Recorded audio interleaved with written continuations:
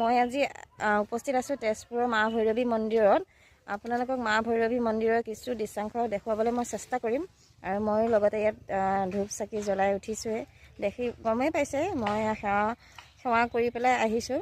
আপোনালোকক কিছু দৃশ্যাংশ দেখুৱাম মা ভৈৰৱী মন্দিৰৰ, গতিকে সকলোৱে ভিডিঅ'টো শেষলৈকে চাব।